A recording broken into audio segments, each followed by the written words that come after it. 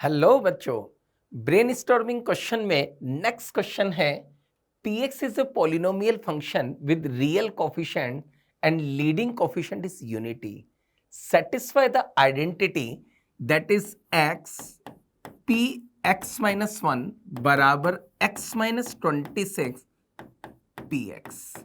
और हमें क्या करना है, px फाइंड आउट करना है।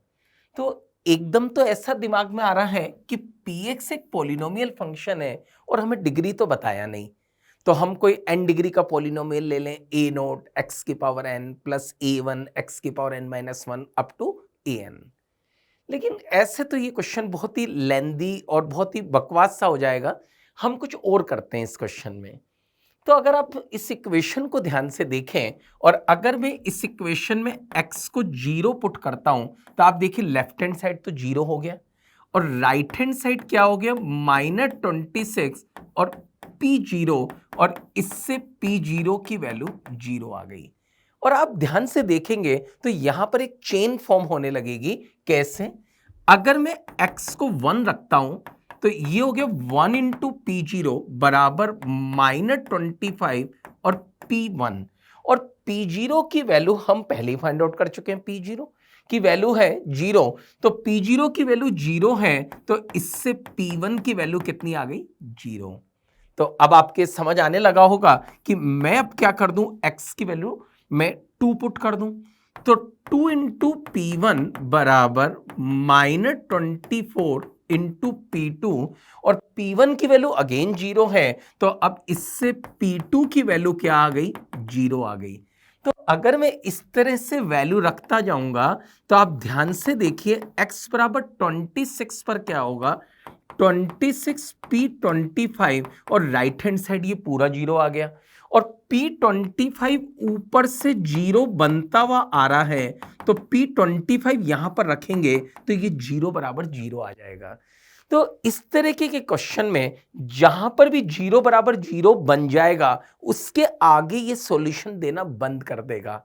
तो क्या सॉल्यूशंस आ गए बच्चों हमारे पास, x की वैल्यू 0, x की वैल्यू 1, x की वैल्यू 2, x की वैल्यू 25।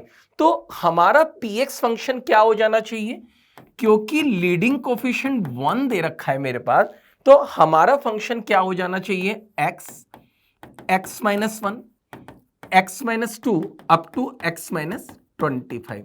क्वेश्चन उठता है कि सर ऐसे और कितने क्वेश्चन हैं और उनमें हमें क्या ध्यान रखना है। तो मैं आपको थोड़ा सा एनालिसिस करके बताता हूं इस तरीके के क्वेश्चन का। अभी हमारे पास क्वेश्चन था x P x minus one बराबर एक्स माइनस 26 पी एक्स।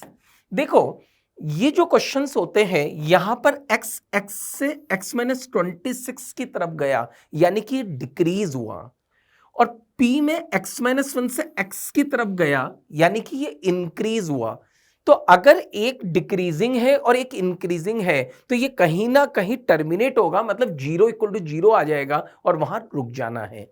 लेकिन अगर आपके पास कभी क्वेश्चन बन जाए x, मान लीजिए यहां px है, यहां मान लीजिए x प्लस 2 है, और यहां मान लीजिए p4x है, तो आप देखिए ये x से x प्लस 2 गया यानी कि इंक्रीज हुआ, और ये x से 4x गया ये भी इंक्रीज हुआ।